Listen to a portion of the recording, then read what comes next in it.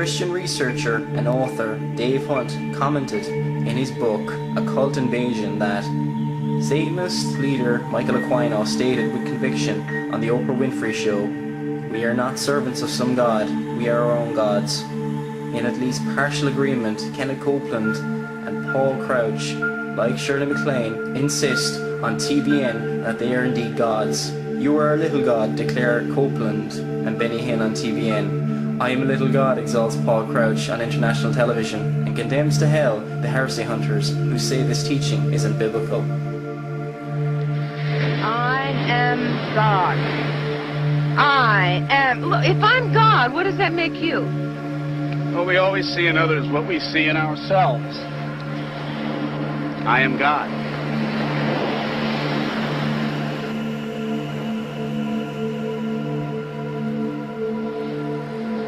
I am God. I am God. I am God. I am God. I am God. I am God. I am God. God. I am God. Don't be deceived, you know. He appears, we're told that in Scripture, in 2 Corinthians 11, I believe, that he is an angel of light. So it's no wonder that his ministers masquerade as ministers of righteousness. This rebellion against God was even seen among the writings of Karl Marx. Even among the most unlikely sources, the influence of the adversary of mankind is felt. Believed to be an atheist, as present-day Marxists tend to be, but his writings suggest otherwise. This is highlighted in the book Marx and Satan by Reverend Richard Wurmbrand. Marx wrote in one of his early poems, "Then I will be able to walk triumphantly, like a god, through the ruins of their kingdom. Every word of mine is fire in action. My beast is equal to that of the Creator." In another poem called The Player, later downplayed by Marxists, he stated the following, "The hellish vapors rise and fill the brain, till I go mad and my heart is utterly changed. See this sword? The Prince of Darkness sold it to me. For me he beats the time and gives the signs. Ever more boldly I play the dance of death." Then in his poem The Pale Maiden, "Thus heaven I forfeited.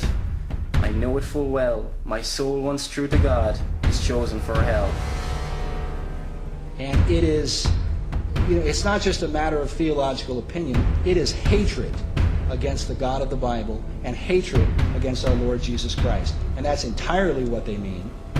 I used to think that when the kings write out, because you go to Revelation 19 and you read, it says, "And I saw the beast and the kings of the earth and their armies gathered together to make war against him who sat on the horse," Jesus. I used to think, well, they're probably just out fighting and they don't realize they're fighting against Jesus. But the more I studied these secret societies and what they're doing, the more I'm convicted they know exactly what they're doing. Maybe not all. I can't say all Masons and all Rosicrucians, but many of these guys who are in positions of leadership, they know exactly what they're doing. A Nobel Prize winner has described the brain as, quote, "a machine that a ghost can operate," unquote. What that means is, in an altered state of consciousness, the connection between my spirit that normally operates my brain and my brain is loosened, and that allows another spirit being to interpose itself, begin to tick off the neurons in the brain, create an entire universe of illusion, astral travel, give psychic powers. In this way, the world is being prepared for some ultimate delusion.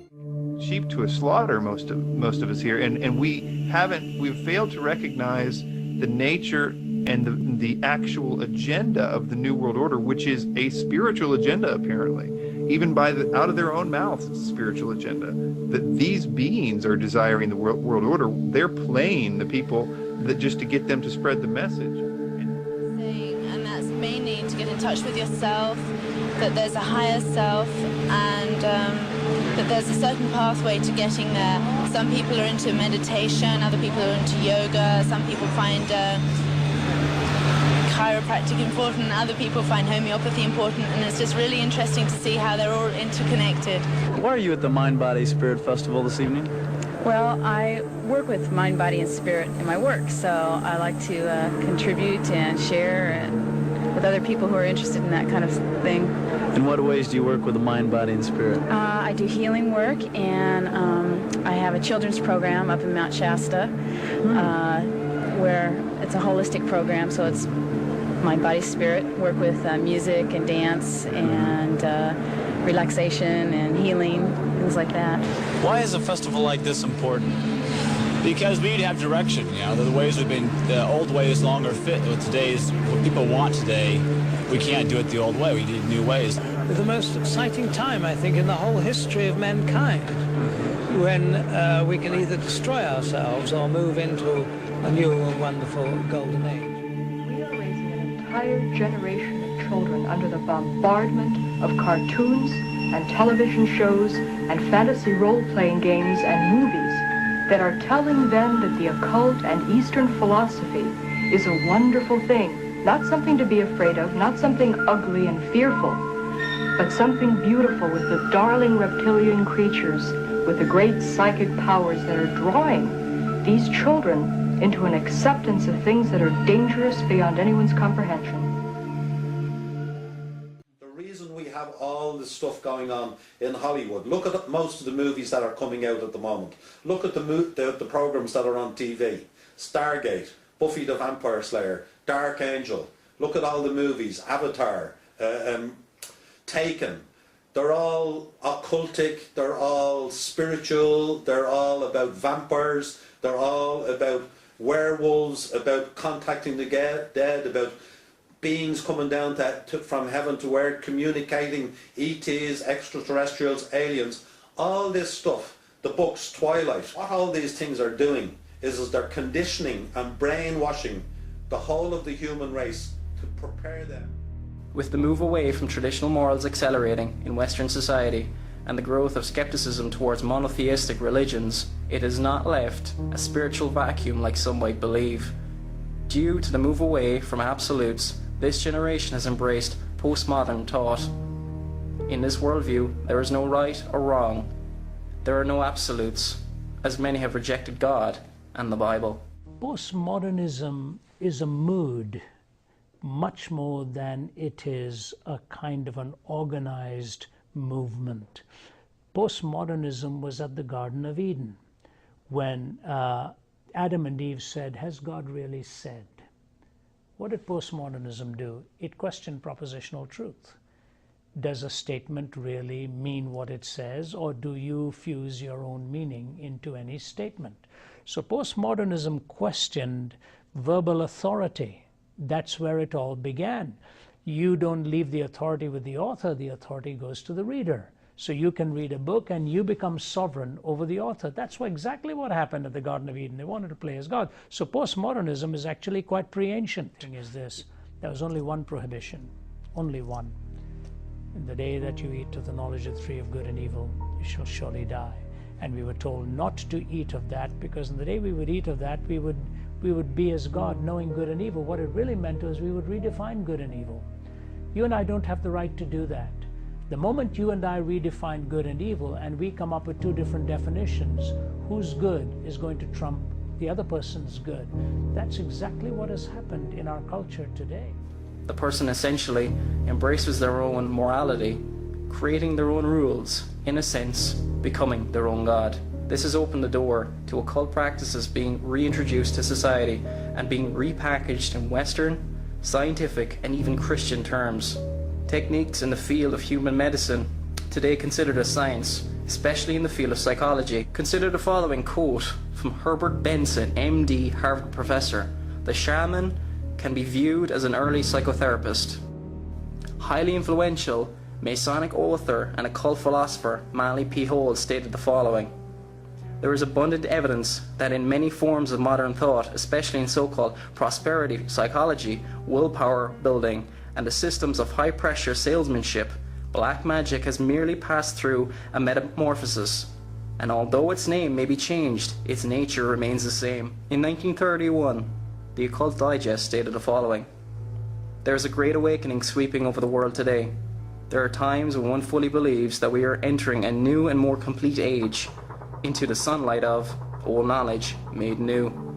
And the way it's been marketed is to make oneself better, and everything inside of us as human beings, we want to be better people. We strive for achievement, we strive for higher grades, we strive for, to do our best. And the same thing happens spiritually, but the way that spirituality is being packaged in America is not being done in a religious way. So for instance, in corporations or businesses, they are putting forward a spiritual concept to businessmen and corporate America by inviting the hierarchy to go for better management courses.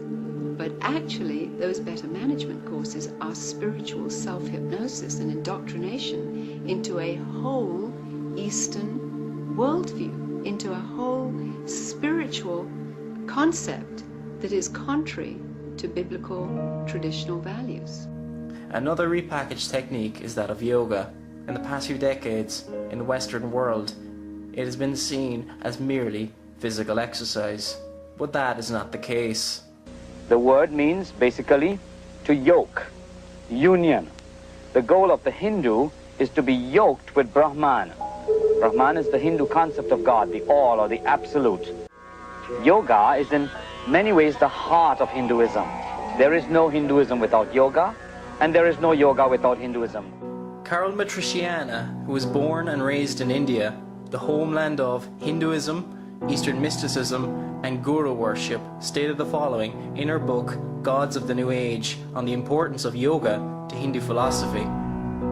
Yoga, a practice synonymous with Hindu philosophy, means to yoke.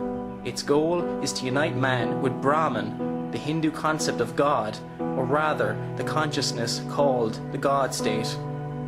She discusses later in the book how the Western world has become entangled in Eastern mysticism, something that is commonly referred to as the New Age movement. The traditional purpose of the Indian ashram has always been to teach people how to die through yoga meditation. It has only been since the 1960s that the Beatles-inspired young Westerners have flooded the ashrams, sitting spellbound at the Guru's feet. Today, reincarnation, divination, yoga, tarot cards, many aspects of the occult, once thought of as being morally and spiritually dangerous, are now commonplace in Western society. This current day obsession with the occult has without doubt been fueled by the media and pop culture. This growth has been increasingly noticed by some researchers, leading some, such as Christian author Dave Hunt, to make the following comment in the 1980s. Today's world confronts a strange and growing paradox that could well make a pivotal point in human history. Even as the scientific and technological advancement which usher in the space age is accelerating at an exponential rate, we are witnessing far and away the greatest occult explosion of all time. Former best-selling New Age author Randall N. Baer, who turned from the occult after a horrific spiritual encounter, he describes in his book Inside the New Age Nightmare about his experiences in the New Age or the occult and how he was set free from this bondage through faith in Jesus Christ. He stated in the late 1980s that the New Age movement needs to be understood as one of the fastest growing uprisings of the end times powerful delusion occurring in the world today. In fact, it has expanded with explosive diversification in the last 3 decades to a much greater extent than many realize. Today's rapid growth of the New Age phenomenon is nothing less than a major branch of the prophesied latter-day rise of the Antichrist forces. It is in this context that the most penetrating insights into the greatest deceptions and dangers of the movement are seen.